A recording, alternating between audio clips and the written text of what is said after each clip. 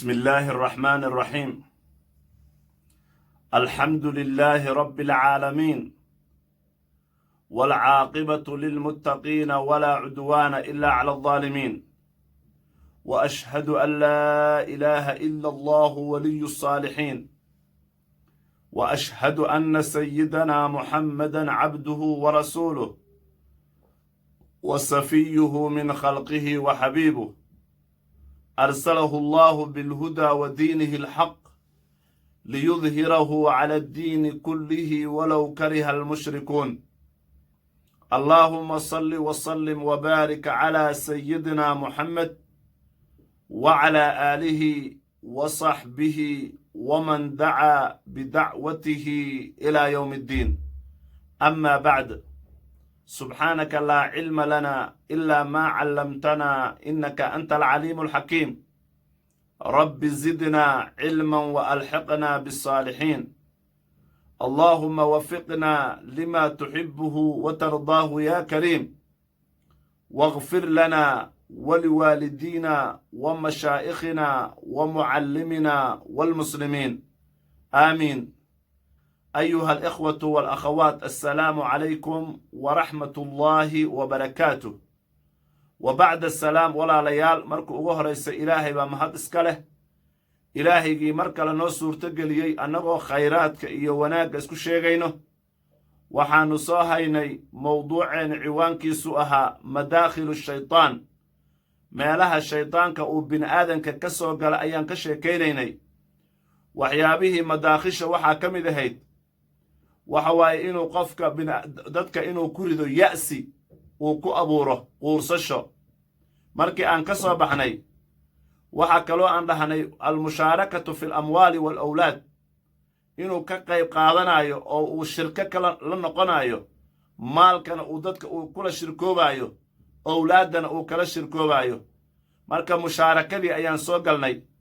wa fii hada almadaakhil ya'muru shaytaanu annaasa bilinfaaqi fi macsiyati alkhaaliqi, فكان ما ينفق على الميسر والخمر والبغي والكتب الضالة أو إعانة العدو للقضاء على المسلمين والربا والغش وغيره يعتبر مشاركة الشيطان في الأموال. معناها مشاركة أما كقيب قادة شرع أما الشركة إنو قفك شيطان كمالكي سأوكل نغضه وحي كمتها من مداخل الشيطان. shaytaanka madkhalkiisi meelaha uu dadka ka soo galaayo ayaa waxaa ka mid a marka maalka inuu dadka kala soo uu ka qayb qaato. maalka waxaa la yidhaahdaa sidaad og tihiin aakhare markii la tago su'aalaha qofka la weydiinayo waxaa ka mid ah waxa waaye waxaa la leeyahay maalkan xaggee ka soo kasabtay ee xaggeena ku bixisay. marka kasabka oo xaaraanta ah oo qofka marka uu kasbaayo marka ugu horeysaba shayaadiinta ayaa ku qalqaalinaysa oo waxa waaye marka wax kasta oo xoolaha ku soo galaayo ayaa waxa waaye xoolo xaaraam ay noqonayaan. waa mushaarakadii waaye. meelaha lagu bixinaayana waxa waaye meelo xaaraan ayaa lagu bixinayaa. in fara badan ba waxaad arkaysaa xoolo markay raadinayaan waxa waaye xalaal iyo xaaraan midna u fiirin maayaan. waxa waaye xoolo ma tahay ayay ka dhigayaan. markii xoolihii ay soo galaanna meesha ay ku bixinayaan ma fiirinayaan. marka shaydaanka madaakhishiisa waxaa ka mid ah xataa xoolaha markaad xataa xalaal aad ku soo kasabtay oo aad ku soo dadaashay meesha aad ku bixin laheedna haddana wuu ka shaqaynayaa. waxa way ka mid tahay maalka inuu shirko kula noqdo. shirkan waa la yaqaanaa laba qof oo xoolaha ay isla leeyihiin waxa waaye taladana way ka dhexaysaa. maadaama ay xoolaha wada leeyihiin wixii ay samaynayaan way ka wada dhexaysaa. marka shaydaan wuxuu amrayaa dadka inay xoolihii ay lahaayeen hadday xalaal ku soo kasbeen iyo hadday xaaraan ku soo kasbeenba xalaalba ha ka soo dhig inay xalaal ku soo shaqeeyeen. wuxuu amrayaa maadaama uu shirko la yahay waxwa inay ku bixiyaan ilaahay caasintiisii, wax ilaahay looga caasinaayo inay ku bixiyaan. macsiyatu lkhaaliq ayay ku bixinayaan. fa kaana maa yunfiqu qofka wuxuu ku bixinayaa xoolihiisa uu ku baabi'inayaa cala almaysiri qaara waxa waaye xoolahooda waxay ku dhammaynayaan qamaar bay dhiganayaan waalkhamri khamri xoolahooda khamray ku bixinayaan waalbagyi gardaro iyo dulmi ayay ku bixinayaan iyo waalkutubu daallah waxay badinayaan oo ay badinayaan kutub oo dadka lagu baadiyeynaayo mise ow icaanati alcaduwi xoolahooda waxay ku bixinayaan cadowga ayay gacan ku siinayaan lilqadaa'i cala almuslimiina inay muslimiinta ay tirtiraan oo cagta maryaan ayay xoolahooda ku bixinayaan iyo walriba riba ayay xoolahooda ku isticmaalayaan ku macaamilayaan waalghishi waxwaay ghish ayay ku samaynayaan wa gayrihi intaasi oo dhan wixii la mid aba yuctabaru mushaarakatun lishaytaani fi lamwaali waxaa laga soo qaadayaa inuu shaydaan xoolaha uu shirko kugula yahay maxaa yeelay qofka hadduu shirko kula yahay taladana wuu kula leeyahay marka wuxuu ku talinayaa in xoolihii maadaama uu kula yeeshay oo gacanta maamulkeeda uu kula yeeshay ilaahigii ku abuuray oo xoolahani ku siiyey inaad ku caasido yuu lacag ku bixinaysaa oo maxyaalaha ilaahay loogu caasinaya qamaarkaasaa ka mid a oo khamradaa ka mid a dulmiga iyo gardarada xoolaha lagu bixinaya yaa ka mid a waxyaabaha dadka lagu baadiyeynayo wax kasta ha ahaadeen wax la qora ha ahaado wax la duuba ha ahaado wax la dhegaysta ha ahaado oo dadka lagu baadiyeynayo ayuu xoolaha ku bixinayaa cadowga muslimiinta ayuu xoolihiisa ku bixinayaa si ay muslimiinta ay u ciribtiraan oo ay u baabi'iyaan xoolahoodii ribay ku isticmaalayaan ilaahay caasintiisa waaye xoolahoodii ghishi iyo khiyaano ayay ku samaynayaan waxyaabahaasi oo dhan waxaa laga soo qaadayaa shaydaan ayaa xoolahaaga shirko kugula ah intaasoo dhan haddaad ku qabanayso shaydaan baa kugu shaqaysanaya shaqaale shaydaan ayaad noqonaysaa marka taasi waa mid waaye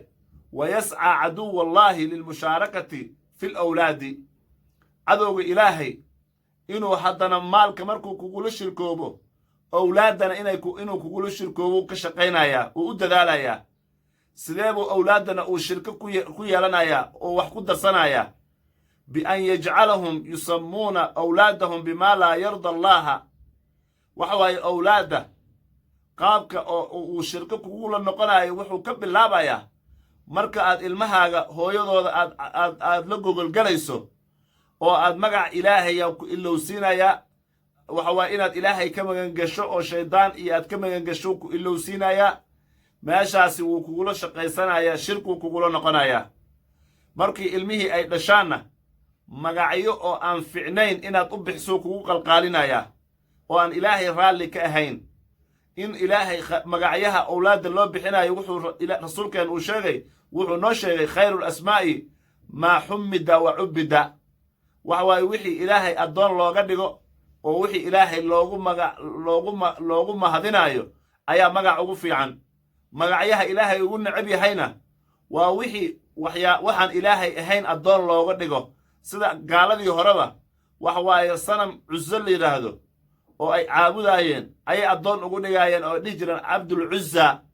marka haddaad tiraahdo addoon cabdi hebel aad uga dhigto waxaan ilaahay magacihiis ahayn addoon aad uga dhigto waa la mid owlaadda magacyaha in magac xun loo bixiyo ayuu ka shaqaynayaa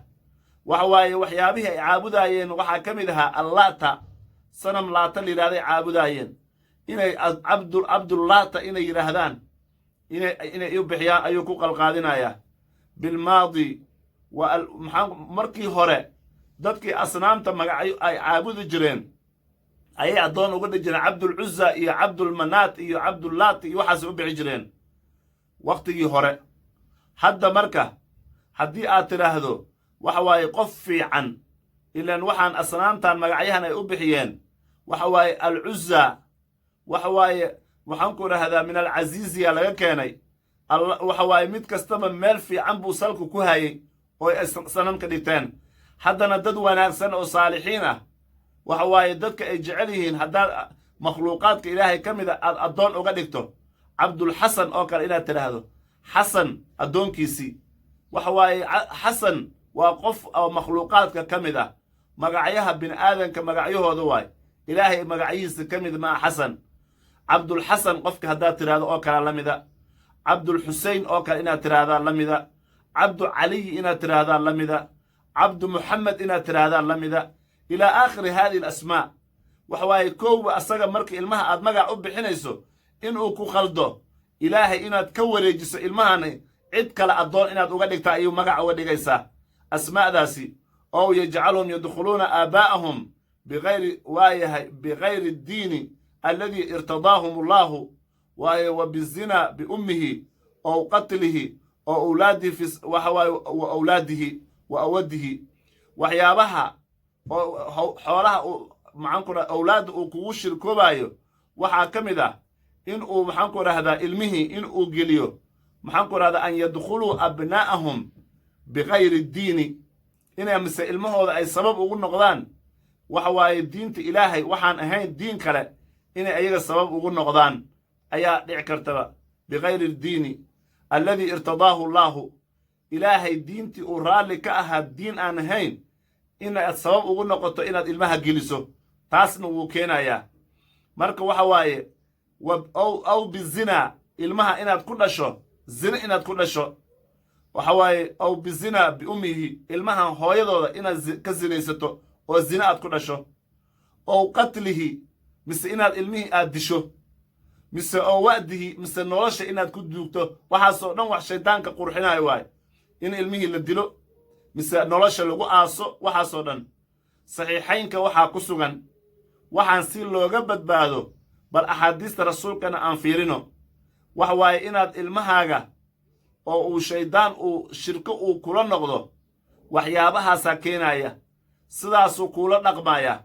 sidii aad uga badbaadi laheedna rasuulka ayaa noo sheegay sala allahu calayh wasalama saxiixaynka waxaa ku sugan bukhaari iyo muslim waaye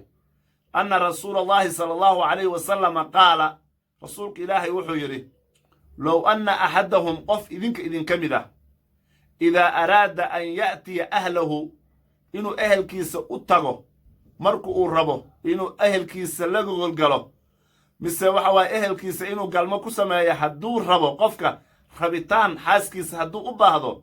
oo uu qaala uu yidhaahdo oo ku ducaysto bismillaahi allaahumma jannibna ashaytaana wa jannib ashaytaana maa rasaqtana bismillaahi ilaahay magiciisa ayaan ku bilaabayaa gogolgalkaani bismillaahi adiga ma macnaynay sida bismillaahi unbaad dhehaysaa waxa waaye bismillaahida un baan kuu macnaynaynaa adiga macnaheedu maaha bismillaahi ilaahay magiciisa waaye ayaan ku bilaabayaa allaahumma allahayow macnaheeda ducada aad ku ducaysanayso jannibna ashaytaana ilaahu aniga iyo xaaskayga shaydaanka naga dheeray waa kow wa jannib ashaytaana maa rasaqtana waxaad nagu arsaaqayso awlaaddana ilaahu shaydaanka ka dheeray fainahu in yuqdar baynahumaa haddii dhexdooda la qadaro oo ilaahay uu xukumo inay ilmo alool galaan waxa waaye waladun haddii ilaahay uu qadaro awlaad inay calooshii gala ducadaasi kadib in ilaahay uu ku qadaro biyahaasi ilmo inay noqdaan fii daalika lam yaduruhu shaytaanu abadan shaydaan ma taabanaayo macnaha qofkaasi ilmahaasi shaydaan ma taabanaayo ilaahay baa ka ilaalinaya ama almu'minu qofka mu'minka fa yafrudu ibtidaa'an qofka mu'minka marka ugu horaysa oo xaaskiisa uu la kulmaayaba wuxuu ku gacmasayraya uu iska dheeraynayaa an yushaarika shaytaan inuu shaydaan la wadaago oo xaaskiisa uu la jamaaco wuu iska ilaalinayaa fii kulli shay kastaba shay kasta qof kasta oo mu'mina marka uu bilaabaya inuu shaydaan uu shirko la noqdo wuu ku gacmasayrayaa wuu iska dheeraynayaa fa huwa yaclanu almufaasala wuxuu iclaaminayaa qofka mu'minka ah shay kasta markuu bilaabayo wuxuu iclaaminaya oo daboolka ka qaadaya almufaasala kala bax in la kala baxo fii kulli salaatin salaad marku uu galaayo asaga iyo shaydaan kala bax waaye asagii shaydaan ayagoo kala baxeen oo laba ay kaliyihiin ay isku dhex jirin ayuu salaada galayaa waa waay cindamaa yatlubu min allaahi markuu ilaahay oo uu ka codsanayana allaa yajcaluhu min almaqduubi calayhim salaadda dhexdeedana waxa waaye markii hore salaadda markuu uu bilaabaya markaasuu leeyahay acuudu billaahi min ashaytaani arajiim ayuu leeyahay ilaahayow waxaan kaa magangalay shaydaankii naxariistaad aad ka dheeraysay ayaan kaa magangalay waa mufaasala na kala wad waa ilaahow anay shaydaan adaan kaa hoos galay salaad kastaba markuu salaada dhexdeeda ilaahay uu ka codsanaayana inuusan ilaahay ku darin ayuu ilaahay weydiisanaya qofka mu'minka ah kuwii loo carooday oo yuhuudi ah inuu ilaahay ka magangalo waxa waaye iyo wala daaliina kuwii baadiyooway oo nasaarada iyo kirishtaanka inuu ka mid noqdana yuu ilaahay ka magangalaya ilaahay wuxuu ka codsanayaa allaa yajcalahu inuusan ilaahay ku darin uusan ka mid yeelin min almaqduubi calayhim kuwii loo carooday wala daaliina kuwii baadiyooweyna ilaahay inuusan ku darin wa yuclinuhaa haddana wuxuu iclaaminaya oo daboolka ka qaadaya qofka mu'minka qabla an ya'wi ilaa firaashihi intu uusan gogashiisa uusan gelin fii salaati alwitri salaada witriga dhexdeeda ayuu dukanaya an ya'wi ilaa firaashihi fii salaati alwitri cindamaa yaqra'u suuratu alkaafiruun haddana salaata alwitrigii oo wax waaye markuu witriga uu dukanaayo wax waaye ilaahay wuxuu akhrisanayaa suuradda lila suuratu alkaafiruun ayuu akhrisanayaa waaye an yaqra'a waxa waaye cindamaa yaqra'u suuratu alkaafiruun dalika liannahum laa tasiluhum sihaamu ibliis leebabka dadka uu ku garaacayo iyo leebabka uu adeegsanayo leebna waa la yaqaanaa qaansada iyo leebka wax lagu ugaarsada ayaa qaansada leebkana waxa waaye midka wax lagu tuuraya layidhahda oo wax waaye wax lagu ugaarsado marka qofka uu qul yaa ayuhalkaafiruun uu ku seexdona waxa waaye ma asiibaayo oo kuma dhacaayo qofka mu'minka ah leebabka ibliis isticmaalayo kuma dhacaayo wahum fii xusuuni illaahi almaniica wahum mu'miniinta fii xusuuni illaahi ilaahay dhufayskiis ayay ku jiraan dhufayskii almaniicati lamagalaanka ahaa ayay ku jiraan washaarikum fi lamwaali waalawlaadi waxaa la leeyahay ka qayb qaado kuwa aan waxa waaye xoolahooda meesha ay ka soo kasbanayaan aan fiirinaynin meesha ay ku bixinayaan aan fiirinaynin ka qayb qaado wal awlaadi awlaaddana shirko kula noqo kuwa aan ilaahay ku xirnayn wacidhum u yabooh oo u ballanqaad waxa waaye ballan u qaad wamaa yaciduhum ashaytaanu shaydaanka ma ballanqaado ilaa guruuran keda unbuu ballanqaadayaa wax lagu kadsoomaya intaasi markii dadkii xumaa la sheegay dadkii mu'miniintana ilaahay wuxuu yidhi inna cibaadii addoommahayga xoolahooda meeshay ka kasbaayaan fiirinaya meeshay ku bixinayaan ka warqaba xaasaskooda markay la kulmaayaan salaad markay la dukanayaan ilaahay ku xiran inna cibaadii addoommahayga noocaasa laysa laka calayhim sultaanun wax salliditaan la yidhaahdo kuuma sugnaanin awood kuma lihid waayo wa kafaa birabbika rabbigaaga ayaa ku filan mu'miniinta wakiilan mid la tala saartana ilaahay ayaa ku filan washaarikhu fii bidaayatin ثم يعقبها الاستيلاء الكامل marka hore shirku la noqonaya musharakada shirkada oo markuu maalkooda iyo awlaadooda uu shirko kula noqdo bidaayadii waay kadib maxaa ku xigaya inuu ayaga oo dhanba kala wareegaba taladiiba al-istilaa'u al-kaamil qabsasho weyn awal shirkay ahaayeen marka dambe talada dhan asagaa la wareegay wuxuu dhan waa kala wareegaya al-istilaa'u al-kaamil wuxuu la wareegayaa qabsasho oo dhammaystiran maalka iyo awlaaddaba gacantiisay galayaan asagaa ku shaqaysanaya fatakuunu alamwaalu kulluhaa fii sabiili taaquuti marka ninka qofka noocaas ah xoolihiisii waxa waaye awal shirkuu la aha shaydaan kadibna shirkadii intay weynaatay ayaa waxa waaye shaydaan ayaa waxaa ku xoog badiyey sahmigiisa iyo waxa waaye shirkada wuxuu ku lahaa ayaa 90% noqotay taladii oo dhan asagaa la wareegay qofkaani shaydaanku markii dambe shaqaaluu ka dhiganaya ilaa markaad qofka aad ka xoolo badan tahay oo asaga kaa xoolo badan yahay waxa waaye ciddii xoolo badan ayaa waxaa iska leh awoodda yeelanaysa marka aad xoolihii aad kaa dhammaadaan oo cadowgaagii shaydaan xoolihii qaybtii uu kugu darsaday shirkadiisii ay saamigiisa u bato adiga marka waxaad noqonaysaa intii lagu tuuri lahaa shaqaalo noqaa lagu leeyahay. shaydaan baa marka shaqaalo u noqonaysaa maadaama xoolihii kaa dhammaadeen oo inta ku bixi shaydaanna wixiis ay bateen. waxa waaye shirkadii marka waxaa hogaaminaya waxa waaye gacanta ku dhigaaya maamulkeedii waxa waaye shaydaan ayaa la wareegaya maalkii owlaaddiina waxa waaye asagaa taladiisa ku xoog badinaysaa maalka dhammaantiisa marka waxaad ku bixinaysaa adiga marka adeegaa tahay shaqaalaa tahay wax aad diidi karta ma leh waxaad ku bixinaysaa fii sabiili daaquut shaydaan waddadiisaad ku bixinaysaa wuxuu asaga raba ayaa xoolihii ku bixinaysaa owlaaddiis fii sabiili daaquut ayaad u hibaynaysaa u dhiibaysaa yataxawaluuna ilaa shayaatiin ilmihii iyo xoolihii waxay isku beddelayaan shayaatiin bay noqonayaan ilaa shayaatiini alinsi insiga bini aadamka shayaatiintiisay noqonayaan wa min thumma halkaas markii meeshaas la joogo yastakhdimu haa'ulaa'i ashayaatiin shayaatiintaasi marka wuxuu u adeegsanayaa fii tafkiiki alusrati inuu qoysaska inay kala dudumiyaan fii takfiif macnaha tafkiiki alusar qoysaska inay dudumiyaan buu shaqaalo uga dhigayaa ninkaani maalqabeenka aad u haysato xoolaha tirada badan uu haysto meel kasta markaasaa wuxuu samaynayaa baararka khamriga meelaha lagu tumanaayo waxaas xoolihii uu ku bixinaya maxaa yeelay xoolaha asaga uma talinaayo shaydaan baa u talinaya saan yeel baa laleeyahay waa shaqaalo adigana waxaad u haysataa qof maalqabeen ah marka waxa waaye wuxuu isku beddelayaa xoolaha asaga inuu leeyahay aad u haysato shaydaan baa iskale asagaa maamulaya markaasaa waxa waaye wuxuu isku beddelayaa shayaatiinul insi waljinni shayaatiinul insi ayuu noqonayaa bin aadanka shayaatiintiisii ayuu ka mid noqonayaa markaasaa shayaatiintiya waxa waaye waa la adeegsanayaa kuwaani shayaatiinta insiga waxaa loo adeegsanayaa fii tafkiiki alusrati qoysaska soo dudumiya laleeyahay guryaha dhisan soo dumiya see loo duminayaa nin in maxaan ku dhahdaa waxa waaye ciyaal suuq laga dhigo oo tumasho iyo balaayo la geliyo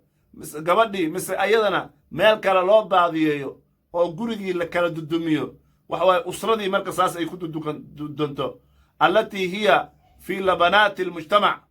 maxaa yeelay qoysaska waxa waaye dhismaha bulshada meesha ay ka bilaabanayso waaye bulkeetiga oo bini aadan mujtamaca lagu dhisaayo bulkeetiyada